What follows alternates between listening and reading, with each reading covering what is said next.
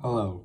This is the second stage of the SAR ADC, which consists of the analog input, the comparator, and the R2R DAC. Unfortunately, I don't have another power supply to get the negative 9 volts necessary to operate this sample and hold chip, so I can't show the entire functionality of this circuit.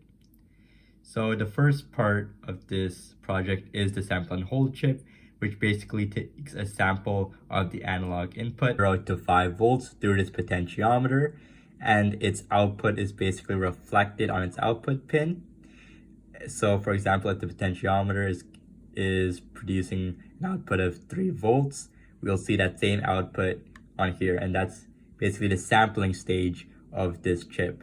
However, if I wanted to hold it at a specific value, like 2.5, I would have to turn the potentiometer, and then I would have to press this button, which is connected to the logic pin, and it would basically sample that analog signal and save it on this capacitor.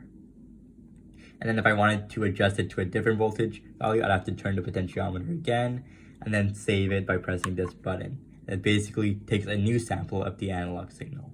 Now the next part of this circuit is the R2R DAC, and turning on the first bit of this DAC will output 2.5 volts. The next bit will turn on 1.25 volts, and so on and so forth. And then finally, we have a comparator here to compare the output of the sample and hold chip with the R2R DAC. If the sample and hold chip's output voltage is greater than the R2R DAC, then the LED will turn on. However, if it is less than the R2R DAC, then the LED will turn off. And this process is basically done for each bit in the SAR ADC, as we will see in the next stage of this project. So here's a fault-stat simulation of the sample and hold circuit. Currently it is in hold mode because the analog signal is not the same as the output of the chip, because the input is 4 volts but the output is 3 volts. And this is because the switch is open, and this basically represents the button as I showed earlier being open.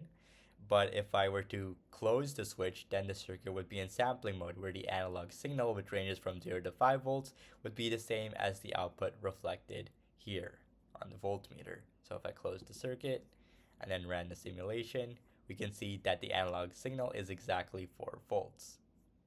And basically the switching of the switch right here basically allows the sampling and holding of the circuit